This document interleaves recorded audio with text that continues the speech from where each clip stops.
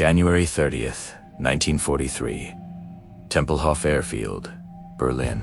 The morning sky hangs low and colorless, a slab of winter steel stretching across the capital. A thin crust of frozen snow sheets the runways, crunching under the boots of sentries pacing their slow circuits. Breath hangs in the air like smoke, rising and fading as men stamp their feet and tug at their collars.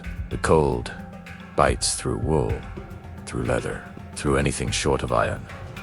Far to the west, beyond the edge of sight, a faint engine note is just beginning to form. No one here hears it yet. Not the guards hunched against the wind, not the mechanics dragging fuel hoses across stiffened ground, not the officers in their thick coats striding from one command hut to another. Tempelhof, at this hour, moves with a tired rhythm, as if the war has become a familiar weight. But the day will not remain familiar for long. Inside a second-floor office overlooking the field, a Luftwaffe signals officer leans over his desk, rubbing warmth into his stiff hands before reaching for a stack of overnight dispatches. The paper is cold enough to sting his fingertips. He pushes open a window just an inch to let the stale room breathe. The wind slides in, sharp and dry, carrying distant traffic and the faint hum of a city at war. Below him, he watches a row of ground crewmen guide a Heinkel bomber into a hangar, its engines ticking in the cold like cooling metal in a foundry. To the south, the horizon wavers with a faint haze. Berliners are only beginning their day, stirring behind frosted windows, stoves burning low, ration bread sliced thin. At this hour, they expect nothing but trains, factory whistles, and the dull weight of another winter morning. No alarms, no rush of boots, no threat. Yet out beyond the city limits, the sound that no one hears is growing stronger. The camera of the mine moves westward across flat winter fields, over the iced lakes and leafless trees of northern Germany, pushing through the cold air toward a thin shape cutting across the sky. The aircraft is small, almost unremarkable at first glance, but deceptively swift. In the dim morning light, its wooden frame carries a muted sheen, the pale surface catching hints of blue and gray as it slips through layers of cloud. Frost rattles along its leading edges. The engines breathe in steady rhythm, a rolling heartbeat of twin Merlins pushing through the frigid air. Inside the cockpit of the approaching Mosquito, the pilot's gloved hand adjusts the throttle. The instrument panel glows in faint amber, needles steady despite the cold. The canopy glass vibrates softly, peppered with the trace of icy crystals forming on its edges. The navigator, hunched over a small desk behind the pilot, braces against a burst of turbulence. He steadies his pencil, draws a quick line over the chart, and taps the pilot's shoulder. They are on course. The wind outside howls past the thin wooden skin of the aircraft. Every seam, every rivet, every beam seems to quiver in the streaming air, yet the machine holds firm. The pilot keeps his eyes steady, blinking against the dryness that winter flights always bring. Sweat forms beneath his cap despite the cold. The oxygen mask presses close to his face. There is tension in the cockpit, but also focus on intensity sharpened by weeks of training, by earlier runs over the channel, by the knowledge that timing today must be exact. Berlin is ahead. The city clock ticks toward one of its most important public ceremonies of the year. Every minute matters. Back at Tempelhof, the signals officer closes the window and moves toward a stove placed awkwardly in the corner. He kneels, feeding it a few chips of wood, listening to them crackle to life. A low rumble outside draws his attention, but he dismisses it as another taxiing bomber. He glances at a wall map marked with red threads and pins, tracing the defensive belts of the Kammhuber Line stretching across Europe. To him, the system feels airtight, a complex instrument of radar, night fighters, and anti-aircraft batteries. If something were coming, he believes he would know already.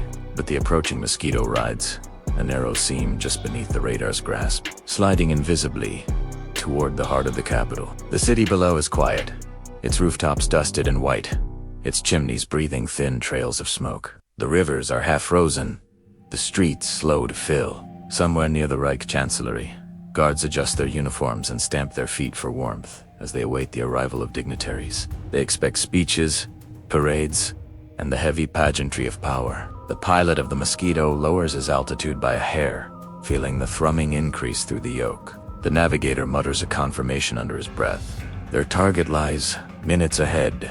The engines dig deeper, propellers cutting clean arcs through the cold, tightening the final stretch of their run. And af Tempelhof, the signals officer finally hears something, a distant tremor, a vibration in the glass, a thin passing note. He straightens, puzzled. He moves to the window and looks out across the airfield. He sees nothing. The sound fades again. Silence returns. The Mosquito is already almost above him. By early 1943, the air war over Europe had hardened into a slow, grinding contest of adaptation. Every new tactic sparked a countermeasure. Every countermeasure demanded a new idea. Germany believed it held the advantage in this exchange. The Luftwaffe's defensive network. The Kammhuber Line stretched from Denmark to the Swiss border in a rigid chain of radar stations, searchlight belts, and night fighter zones. It was designed to catch anything that crossed into the Reich, to expose intruders with beams of light, to guide fighters directly onto their targets, and to funnel bombers into kill zones, where flak batteries waited with barrels cold and ready. In the minds of German commanders, the system had proven itself. RAF night raids often came back torn apart by flak and fighters. The line was not perfect, but it was predictable and structured, and that alone gave the Luftwaffe confidence. They believed their radar filters, their listening posts, their interception tactics, all built around iron discipline and precision, were the backbone of German homeland defense. Morning or night, winter or summer, they trusted that no aircraft could penetrate Germany without being spotted, tracked, and entered. Yet the picture from the British side looked far different. Within RAF Bomber Command and among planners of the fast intruder units, there was a quiet understanding that the Luftwaffe system was strong because it was predictable. Its rigidity was a weapon until someone found a way to slip between its gears. Reports filtered in through intelligence channels describing gaps between radar beams, timing delays between sector handovers, and confusion during dawn operations. The Germans relied heavily on structured sequences, and anything that disrupted those sequences, timing shifts, unexpected flight profiles, caused hesitation. Into this fragile balance came the Havilland Mosquito, a lightweight aircraft built of wood at a time when most air forces were constructing heavier, sturdier machines. German officers mocked it openly. They called it a wooden toy, a plywood nuisance, a fast but fragile oddity. Even those who respected its speed did not believe it could carry out deep, precise strikes. They certainly did not imagine it would challenge Berlin itself. But within the RAF, the Mosquito represented a new kind of warfare. The aircraft climbed quickly, flew fast, and at low altitude could slip beneath radar sweeps designed for larger formations. Its speed gave it the ability to appear and vanish before German controllers could triangulate it, and it demanded only 2 men to operate: a pilot and navigator working in tight coordination, relying on timing and nerve instead of numbers and mass. By winter 1943, British planners sensed an opportunity, forming public ceremonies in Berlin, especially major political anniversaries, created fixed targets locked to rigid schedules. If an aircraft could arrive at exactly the right moment, it could disrupt not just the event but the confidence of the German command. The Mosquito was the only aircraft suited for such precision.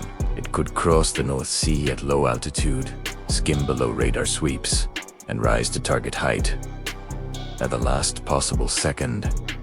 Inside Berlin, however, none of this was yet understood. German leadership still believed Britain would not dare attempt daylight strikes on their capital with anything smaller than a full bomber formation. Their expectations rested on old assumptions: slow, heavy aircraft approaching in waves, easily tracked and countered by established procedures. As the morning of January 30th unfolded, the Luftwaffe's situation room received routine messages: weather observations, fuel inventories, radar readiness reports. No alerts, no unusual movements. The officers on duty expected a ceremonial day marked by speeches and propaganda broadcasts, not an attack. Their routines proceeded with quiet confidence. The same confidence echoed through radar stations north of Berlin. Operators sat in chilly huts, lit by the glow of cathode screens, their hands wrapped around warm mugs of bitter coffee. They scanned the eastern and northern arcs, brushing aside minor signals of weather interference or flocks of birds. They believed that if anything significant crossed the line, they would know well in advance. The Kammhuber system had been built for certainty, and they trusted its structure to protect them. Across the channel, in dimly lit briefing rooms scattered along coastal bases, British crews studied maps and wind forecasts, with the focus of men preparing for a narrow window of chance. They understood the stakes. If the Mosquito succeeded, it would prove that speed and timing could overcome even the most complex defensive system. If it failed, Berlin's defenses would tighten, and British planners would lose one of their few asymmetric advantages. For the pilots of No. 105 and No. 139 Wing, the mission carried its own emotional weight. They were not flying heavy bombers with long lines of gun turrets and armored plating. They were flying a fragile wooden aircraft built for speed, relying on skill and surprise. Many of them were young men barely past their training, stepping into the cockpit with a mix of fear and resolve. Their gloves were thick, their breath frosted inside their masks, and the engines behind them were the only promise of escape. Germany believed the Mosquito was too light to strike deep, too fragile to survive, flak too fast to deliver precision at low altitude. British crews believed otherwise. They believed in speed, in daring, in the possibility that a single pair of engines could outrun an empire's defenses. And as the Mosquito closed in on Berlin that cold morning, the distance between belief and reality began to shrink. The men in this story were defined by the tension between training and instinct, by the narrow margin between survival and disaster. On the British side, Flight Lieutenant John de Havilland, relation to the designer but carrying the name with quiet. The straps of his harness as he studied the maps laid across the navigator-S bench. His gloves were stiff from the cold, his jaw set against fatigue. The navigator, Sergeant Peter Thompson, traced the route with a pencil, his fingers trembling from both cold and anticipation. Both understood that their aircraft, the Mosquito Mark IV, was lighter than most fighters they had flown against, but faster, more agile, and deadly precise when used correctly. They also understood that in a city like Berlin, one miscalculation meant instant death. In Tempelhof and surrounding command centers, the characters on the German side exuded a different kind of confidence, tinged with complacency. Oberstleutnant Heinz Gallier, stationed in the signals control room, leaned over a plotting board, tracing dots and lines with a trained eye. The Kammhuber Line charts stretched before him like a well-oiled machine, each sector coordinated with clockwork precision. Keller had dismissed reports of fast intruders over northern Germany as overcautious chatter from radar operators who had little understanding of the latest British aircraft. He and his colleagues believed in the supremacy of their radar technology, the experience of their fighter pilots, and the rigidity of German discipline. Confidence, they assumed, equaled invulnerability. Yet within this confidence lurked subtle miscalculations. Radar operators whispered in low voices about fleeting blips that seemed faster than anything they had tracked before. They recorded aircraft climbing at unusual angles or disappearing and reappearing in sectors unexpectedly. Officers like Keller waved these reports aside, unwilling to acknowledge that an aircraft so light and fast could actually challenge the system. The irony would prove bitter, but it remained invisible in the gray morning light. On the flight deck of the Mosquito, the pilots' minds were occupied by dozens of simultaneous calculations. Airspeed, altitude, wind drift, target approach, and escape routes. Thompson's eyes flicked from the map to the instruments as he marked checkpoints in real time. Every vibration of the aircraft, every shudder from turbulence, demanded instantaneous correction. There was no margin for hesitation. The Mosquito was as fast as it was unforgiving. A gust of wind or an engine surge could mean hitting a rooftop or missing the precise angle needed to evade flak. These young men bore the knowledge of history resting lightly on their shoulders, yet they carried it with professional detachment. Meanwhile, ground crews in Berlin moved with their own rhythm, oblivious to the approaching threat. Mechanics tuned engines, men stacked ammunition crates, sentries marched in icy circuits, and clerks recorded fuel levels and flight schedules. All operated in a kind of ritual certainty, reinforced by months of winter routine. Their fears were small and immediate.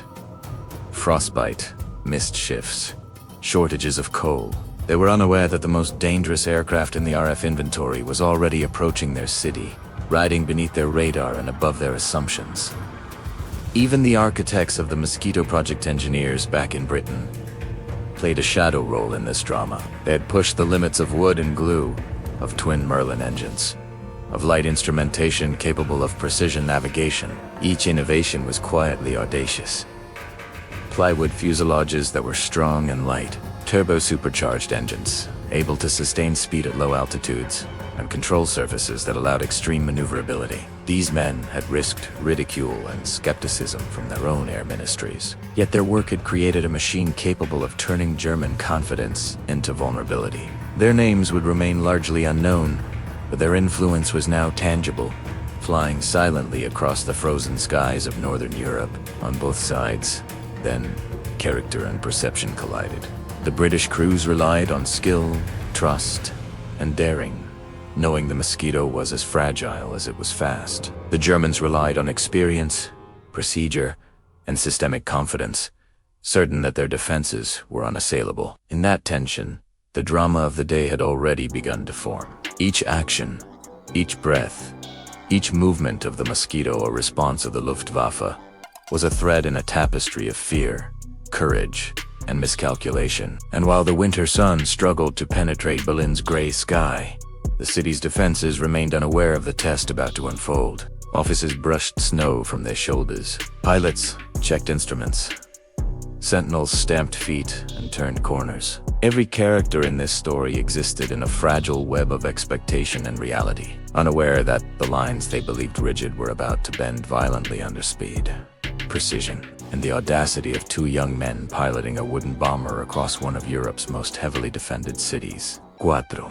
The first confrontation arrived without warning. At 7:52 a.m., far above the frozen fields outside Berlin, the Mosquito pierced a thin layer of cloud, its engines humming with disciplined ferocity. The aircraft descended slowly, skimming the tops of birch trees dusted with frost, following a narrow corridor calculated to evade radar detection. From the ground, the city remained still. Guards at Tempelhof glanced skyward at distant contrails, but the Mosquito left no trail, no hint, only a fleeting shadow across the pale morning light. The air was cold and biting, pressing against the fuselage, shaking the canopy and rattling the instruments. Every vibration transmitted to the pilot's hands through the control yoke, a constant reminder of the fragile boundary between survival and catastrophe. Inside the cockpit, Thompson's voice broke the monotony of the engine hum. "Checkpoint Alpha in sight," he said, pointing to a cluster of frozen industrial rooftops below.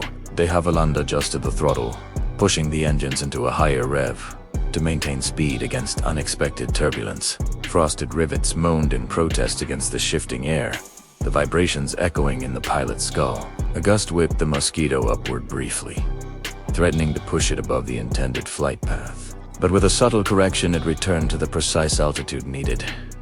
Timing was everything. Too high, and German radar could detect them. Too low, and they risked colliding with chimneys or steel rooftops. At the same moment, German radar operators experienced a fleeting moment of confusion. A blip, small and fast, appeared on their screens, zigzagging unpredictably through two sectors. Officers noted it, but the speed and low altitude seemed impossible. "Could be a weather anomaly," Keller muttered, waving a hand dismissively. Mechanics at Tempelhof pressed gloved fingers to their foreheads, straining to see movement.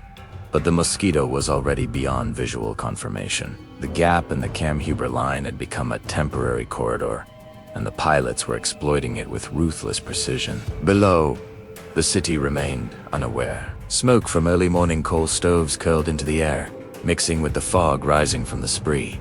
A lone tram rattled along its rails, its bell clanging across empty streets.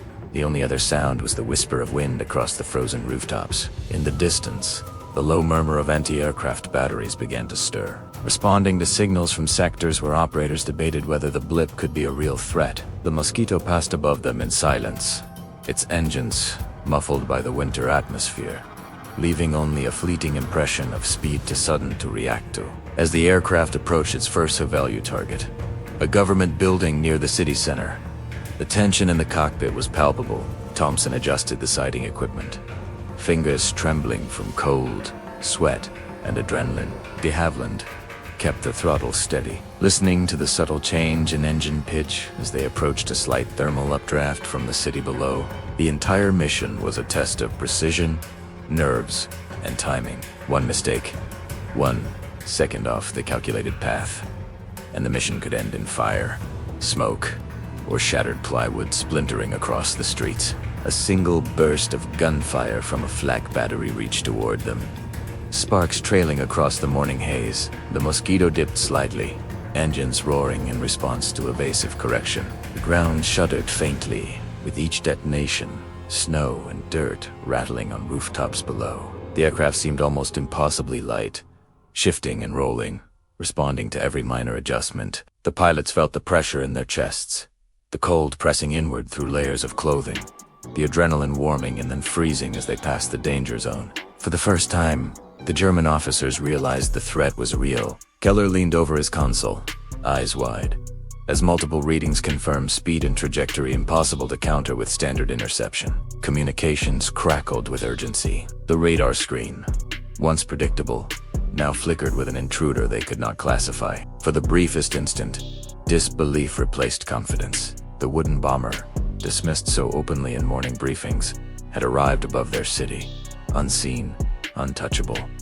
and calculating each move with deadly efficiency. The first clash was brief, but decisive. By the time the Mosquito completed its initial strike run, delivering ordnance on the target and veering toward the next checkpoint, the Luftwaffe had no response ready. The psychological tension was immediate. The invader had arrived faster, higher, and smarter than anyone anticipated. The German network, thought to be flawless, had been penetrated. Below, the city remained oblivious, smoke curling from chimneys, snow glinting in pale sunlight, but the orchestration above had begun to unravel the illusion of invulnerability the commanders had relied upon for months. By mid-morning, the Mosquito was no longer a single intruder, but the signal of a widening problem. Reports from radar stations north and east of Berlin began to accumulate, each message carrying a subtle note of alarm. Operators had seen fleeting blips at speeds far beyond conventional bombers, skimming the treetops, diving and climbing with precision that challenged belief. Yet, in command rooms, skepticism lingered. Some officers argued the readings were anomalies, equipment malfunctions, or perhaps training exercises. Confidence held, but cracks were appearing. Inside Temple of Oberstleutnant Keller paced the narrow confines of the signals office, the winter chill seeping through the walls. The hum of electricity from plotting boards filled the room, a constant backdrop to clipped radio transmissions. Messages arrived from sector stations, small, fast intruders. Over Tiergarten, brief radar contacts near Friedrichstrasse, faint but consistent. Each note added weight, yet Keller hesitated to act. Impossible, he muttered under his breath. A wooden bomber cannot maintain such speed at this altitude. His eyes flicked to the plotting board where dots indicated the Mosquito SA flight path. The aircraft was threading gaps in the defense system with a precision that made him uneasy. Back over the city, the Mosquito continued its low-altitude approach. The engines vibrated against the pilots' bodies, hands gripping controls tightly, gloves slick with sweat despite the cold. Thompson marked checkpoints, ticking them off in sequence. Every building, every chimney, every slight rise in terrain was memorized, measured, and executed with rigid timing. The aircraft's wooden fuselage creaked softly under the stress of low-altitude maneuvers. But the twin Merlins responded, engines roaring as the Mosquito accelerated through frozen air. The wind whipped across the canopy, carrying the scent of frost, coal smoke, and city streets awakening below. Telegram messages from Berlin to Luftwaffe regional headquarters reflected growing concern. Officers described targets appearing where no aircraft should have been, moments of flak fire that failed to connect, and the increasing difficulty of tracking the intruder. A Luftwaffe interceptor squadron scrambled, engines screaming, wheels retracting, air brakes snapping against the wind. They raced toward the Mosquito's last known position, but every maneuver seemed slightly too late. The speed and low flight path kept the Mosquito beyond their reach, a ghost in the pale winter sky. Field notes from radar operators captured the confusion in detail. One entry read, "Blip appeared at 4,000 meters. then dropped to 600, disappeared entirely, reappeared over tip, speed unmatched by any known aircraft. Another noted, cannot calculate interception, object to fast, path to irregular. The cumulative effect on personnel was mounting. Tension hung in the air like a dense fog, frost forming along eyebrows and the edges of mittens as operators strained over instruments. In the command office, officers exchanged worried glances, the first inkling of panic flickering behind the disciplined expressions. Antigruan citizens noticed only subtle anomalies, a shadow flashing across a rooftop, a faint hum that seemed to pass and vanish, a fleeting sense of movement in the sky that carried no sound to those below. Mechanics working on routine maintenance glanced skyward, but dismissed it as another bomber taxiing past or a high-flying reconnaissance plane. The city's rhythm continued, unaware that every tick of the clock was further complicating German calculations and stretching defensive assumptions. By noon, multiple Mosquito sorties were underway. Crews executed successive low-level passes over key administrative and military targets. Bombs dropped with precision, leaving minimal damage to surrounding areas but delivering maximum disruption to command communications, telephone lines, and power distribution hubs. Smoke curled faintly from targeted buildings, the acrid odor mixing with the winter air. Each strike forced German units to respond, scrambling fighters and activating flak batteries. But the Mosquito had already moved beyond range, invisible once again beneath radar sweeps. The escalation was psychological as much as physical. Commanders who had laughed at reports of wooden bombers were now forced to acknowledge the reality before them. Orders became hurried, communications more insistent, and radio chatter filled with repeated confirmations of a threat they could not pin down. Every reaction, every repositioning, consumed energy and resources while the Mosquito continued its methodical intrusion. The aircraft's speed and precision turned German confidence into frustration and fear. Inside the cockpit, the pilots remained focused despite cold, exhaustion, and the constant pressure of the mission. Each maneuver demanded absolute attention, adjusting pitch against wind gusts, banking to avoid antennas, calculating speed through temperature gradients. Sweat formed beneath their helmets.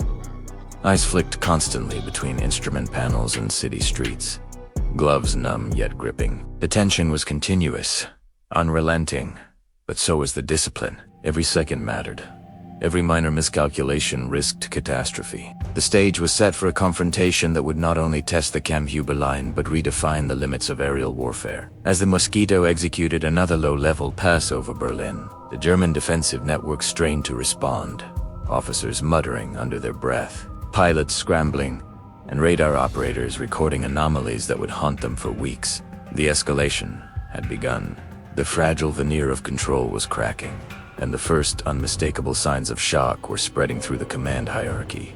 By mid-afternoon, the Mosquito's pattern of strikes began to reveal a critical weakness in the German defense network. Radar reports showed the aircraft slipping between sectors, exploiting gaps that engineers had considered negligible. Each time an intruder passed, controllers struggled to coordinate fighters across overlapping sectors. The handoff, delayed by seconds, that stretched into lifetimes. Oberstleutnant Killier, seated stiffly behind his console, clenched his jaw as a series of blips raced across the plotting screen. The readings were undeniable.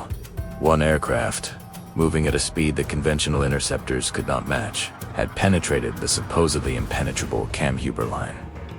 Field notes collected. From the radar operators detailed an unprecedented pattern. The Mosquito flew at low altitude to minimize radar reflection, adjusted its heading slightly at each waypoint, and accelerated when approaching likely interception zones. Observers scribbled, speed exceeds known bomber classes, altitude variable, must be two-engine craft. The operators had never recorded an aircraft so fast, so unpredictable, and so precise. Each successful maneuver increased tension in the command room. Keller tapped his finger repeatedly on the desk, the sound echoing in the small, dimly lit office, and muttered under his breath, "How is this possible?" Across the city, the Mosquito crews approached their most critical target, a command and communications hub near the heart of Berlin. Smoke from earlier strikes lingered in the cold air, rising in faint, curling columns. Frost clung to rooftops, and the sound of distant sirens from earlier reconnaissance flights was faint but growing. The pilots adjusted throttle and ailerons, keeping the aircraft steady despite the chill and turbulence.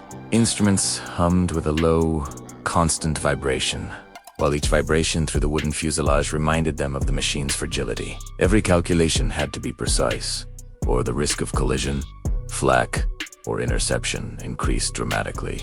Intelligence gathered from captured documents and intercepted communications had begun to clarify the scope of the Mosquito's potential. The RAF had realized that the aircraft's speed and wooden construction allowed it to perform precision raids previously considered impossible. They've relied on the aircraft's twin Merlin engines, light airframe, and careful timing to execute missions that would bypass German radar almost entirely. Each successful flight was now feeding into a larger operational pattern, reinforcing both strategy and crew confidence. Back in Tempelhof, German officers began to recognize the scale of the problem. Keller leaned over the plotting board as multiple sectors reported overlapping intrusions. His fingers traced the plotted course, disbelief growing with each confirmation. Fighter squadrons were scrambled repeatedly, only to find empty airspace, the Mosquito, having vanished before contact could be made. The contrast between expectation and reality created tension among officers, some muttering about impossible performance, while others demanded immediate reorganization of interception procedures. As the Mosquito made its final approach toward a heavily guarded target, the sensory environment intensified. The wind howled across frozen streets, rattling roof tiles, shaking antennae. The aircraft's engines produced a deep, resonant vibration, each pulse transmitted into the pilot's bones. Thompson adjusted calculations on the navigation panel, fingers stiff and numb from the cold, eyes darting between landmarks below. De Havilland eased the yoke, following a perfectly measured glide path. The smell of heated engine oil mingled with the chill, the tension inside the cockpit almost tactile. Meanwhile, German anti-aircraft batteries prepared to engage flak cruise-loaded shells with hands stiffened by winter, eyes scanning for the elusive intruder. The first rounds fired, leaving smoky trails against the gray sky, but the Mosquito executed a slight dip and roll, evading impact. Each evasion was near perfect, the aircraft responding instantly to minor corrections, the pilot's instincts honed from weeks of practice. The brief flashes of fire lit the wooden fuselage, momentarily visible against the winter sky before the aircraft disappeared once again, ghost-like, toward its objective.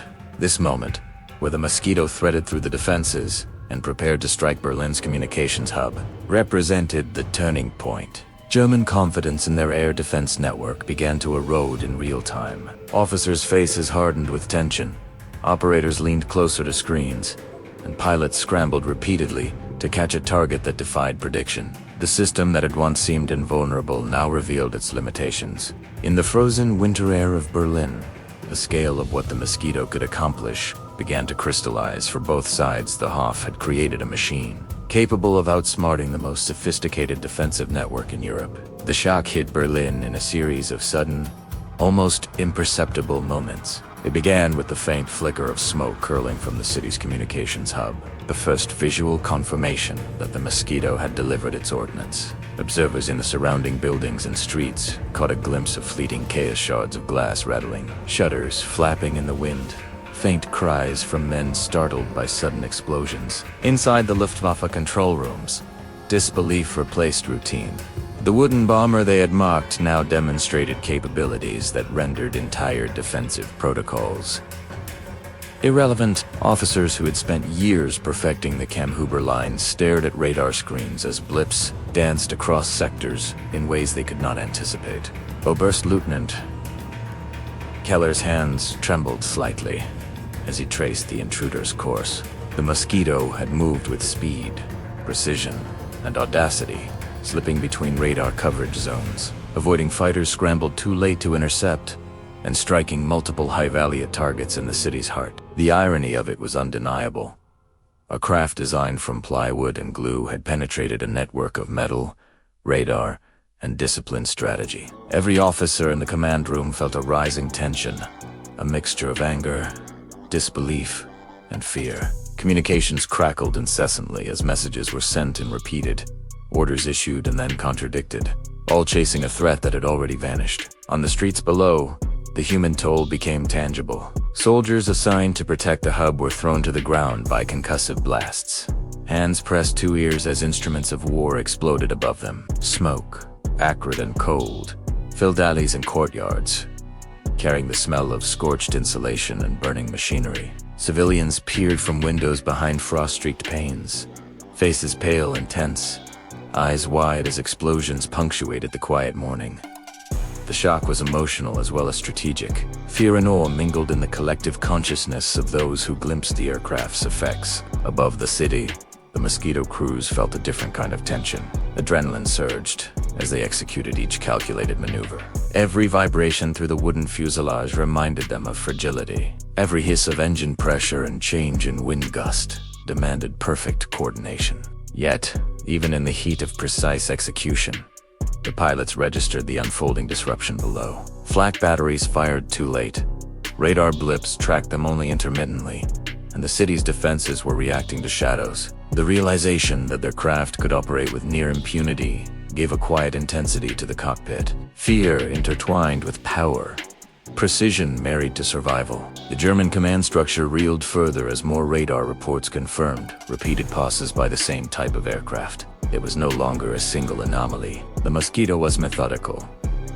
Officers exchanged terse whispers. Senior commanders who had earlier dismissed the aircraft as a toy now argued urgently about fighter deployment, anti-aircraft readiness, and sector reorganization.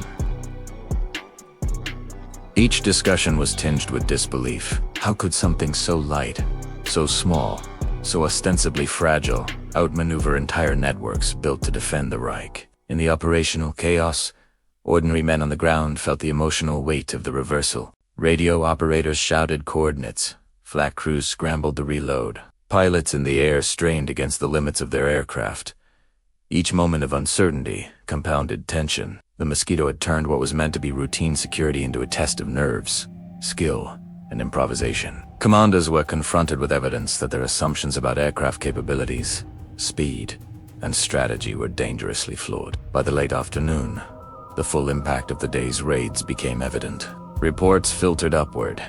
Strategic targets had been struck with precision, critical communications disrupted, and no German fighter had successfully engaged the Mosquito. The psychological effect was immediate. Confidence shattered as officers and crew alike realized the magnitude of what had occurred. The very system they trusted, the Kammhuber Line, the overlapping radar sectors, the procedural rigor of response had been outflanked by ingenuity, speed, and audacity. For the first time in months, German commanders faced the humiliation of being outwitted in real time. The Mosquito itself, gliding back toward the North Sea under fading winter light, carried the tangible proof of reversal.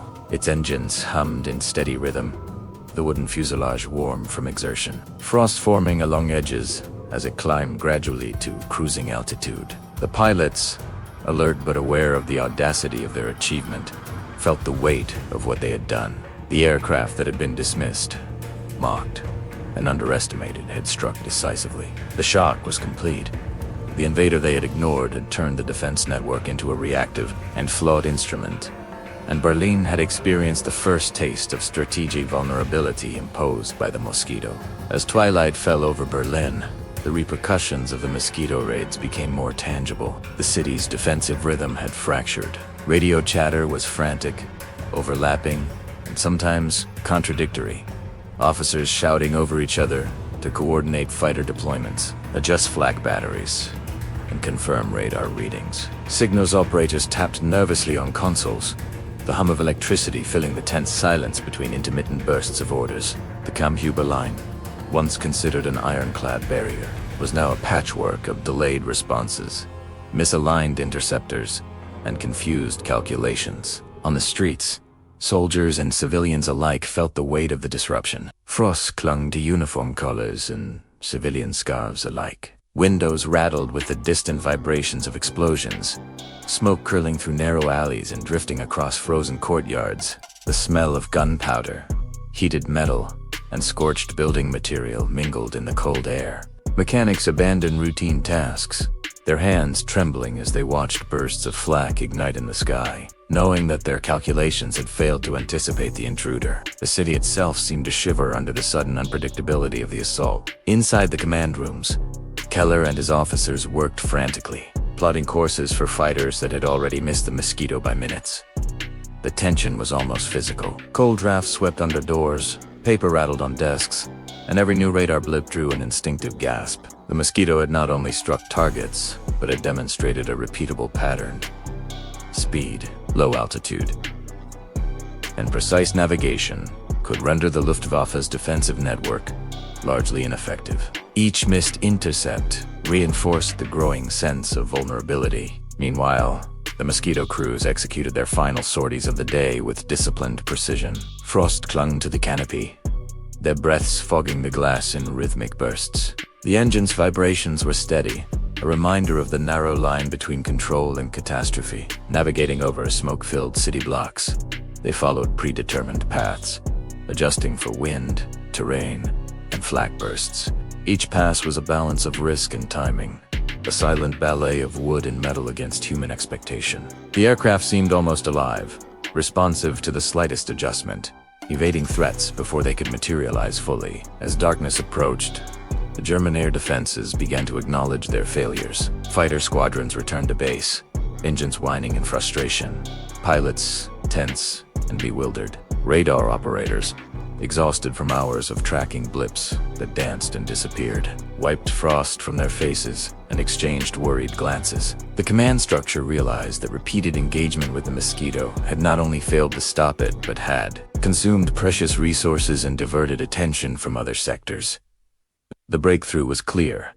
Conventional expectations of aircraft performance and interception strategy were no longer sufficient. On the ground, the physical aftermath of the raids was subtle yet undeniable. Doors had been blown in, communication lines disrupted, smoke stains marking strategic points of impact. Soldiers trudged through icy streets, boots slipping on frost, faces set in grim understanding of what had been missed. Civilians emerged cautiously from homes to see smoke rising from target buildings, the cold air thick with tension and uncertainty.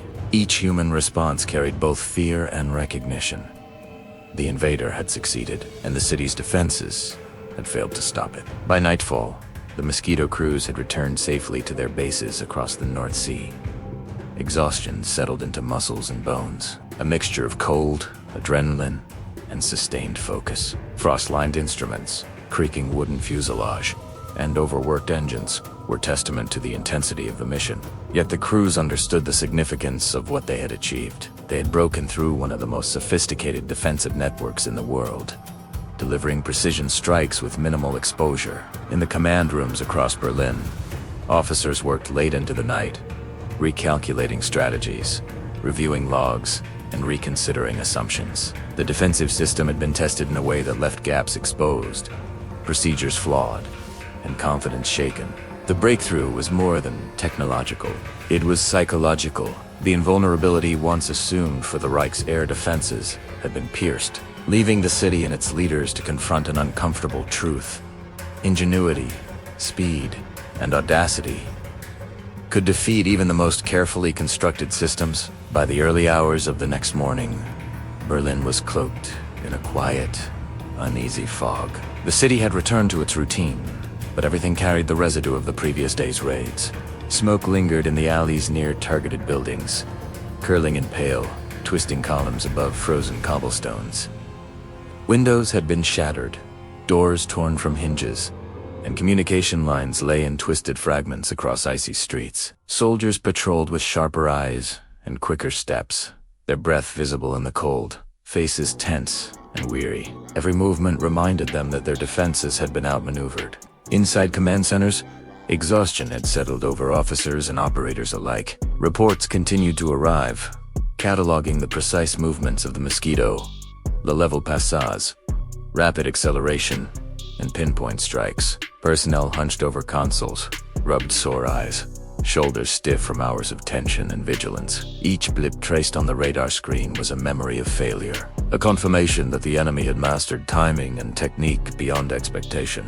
Some whispered among themselves, fingers tracing paths on plotting boards, trying to reconcile what they knew of aircraft performance with the evidence before them. For the Mosquito crews, return to base was both relief and reflection. Frost formed along the edges of their flight suits, damp from condensation inside the cockpit. Instruments were checked, engines cooled, and fuel tanks refueled. But the adrenaline of the mission lingered in every muscle.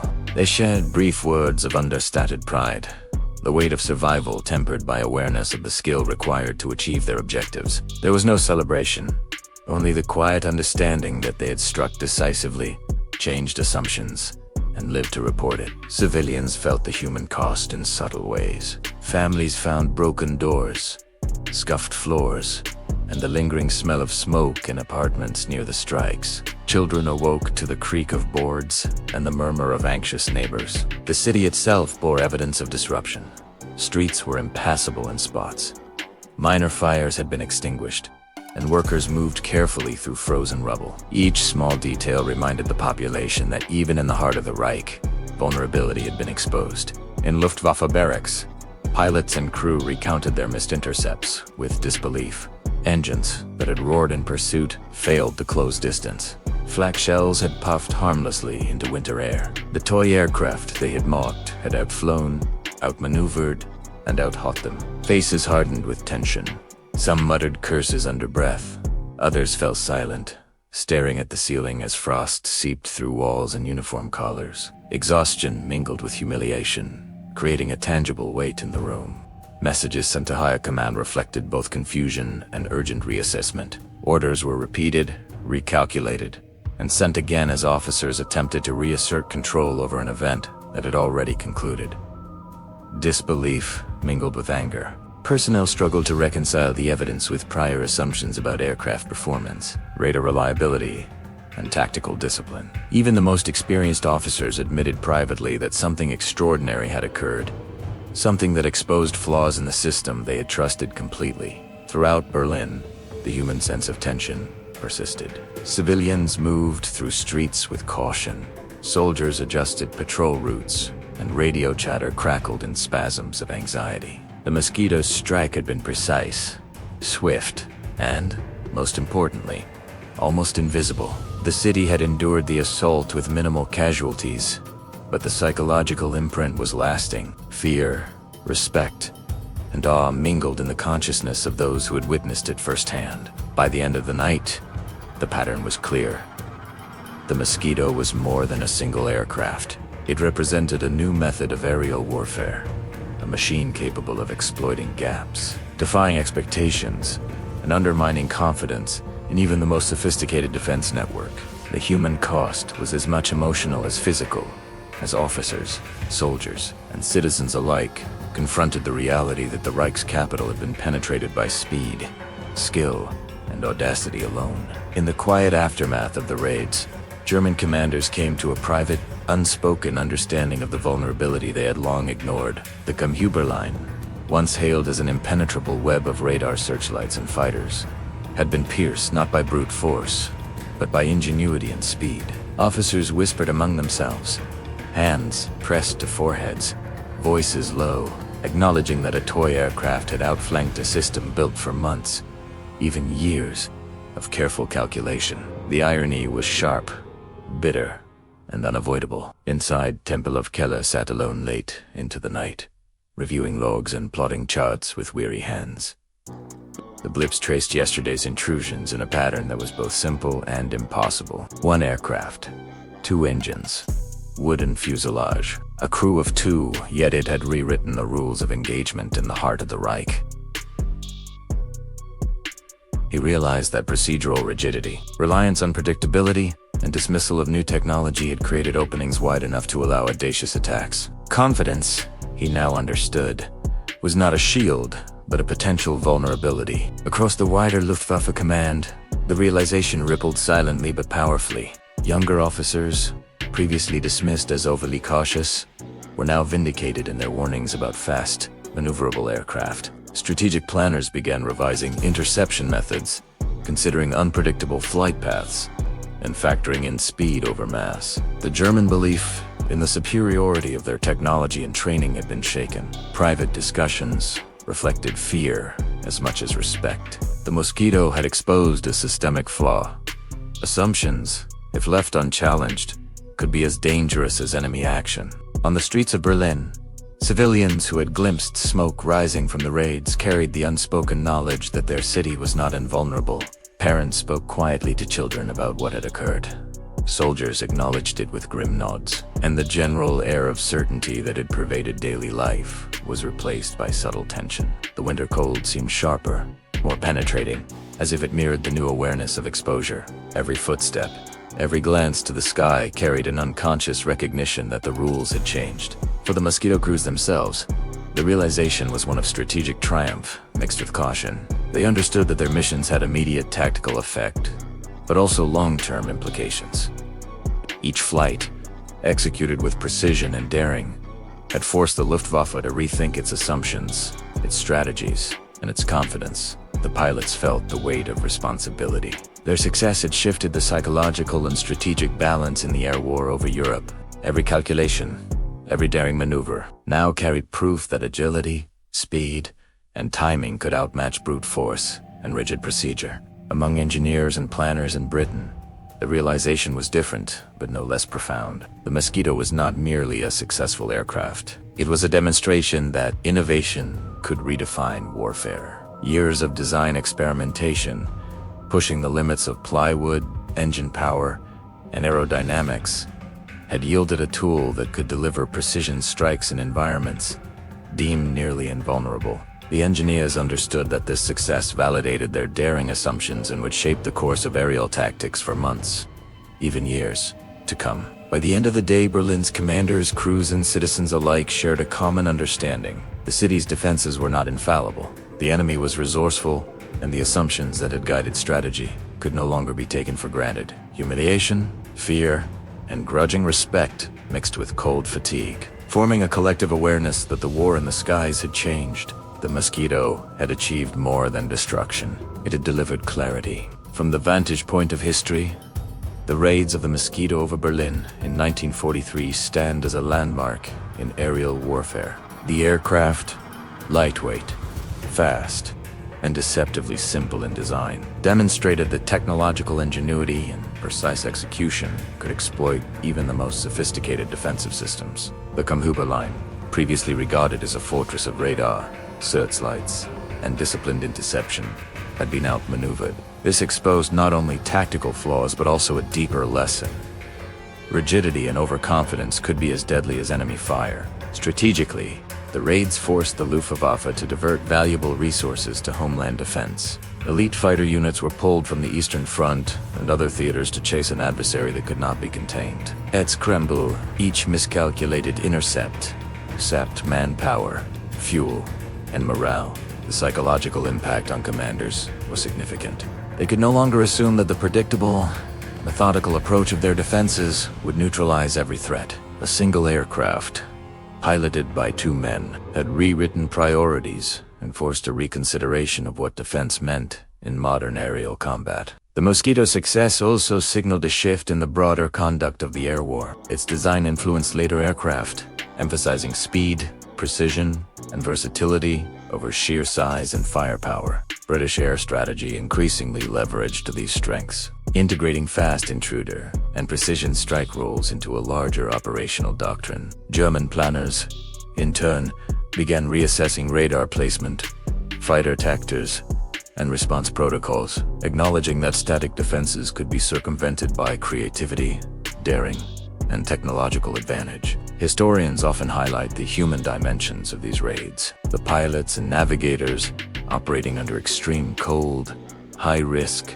and psychological pressure, exemplified skill, courage, and calculated audacity. Radar operators, flak crews, and commanders on the German side faced the humiliation of being outmaneuvered despite years of training and confidence in their systems. Civilians experienced indirect, but enduring consequences. The realization that even a heavily defended capital could be penetrated, and that war had become as much about speed and cunning as about numbers and brute force. In retrospect, the Mosquito raids were more than isolated tactical successes. They represented the interplay of innovation, skill, and opportunity in war. demonstrating that assumptions, even deeply ingrained ones, could be shattered in a single day. The aircraft's wooden frame and two-man crew belied the profound strategic disruption it could cause. It transformed perceptions of air power, illustrating that agility and precision could challenge the most established networks, redefine the allocation of resources, and alter the psychological balance in the conflict. The legacy of the Mosquito endures. It is remembered not just for the strikes it executed, but for the lesson it embodied. Ingenuity, speed, and daring could offset what seemed impossible. The raids over Berlin illuminated the vulnerabilities of even the most confident defenses and shifted the course of the air war, inspiring further innovation on both sides. In every sense, the aircraft had changed expectations of what aerial warfare could accomplish, leaving an indelible mark on history.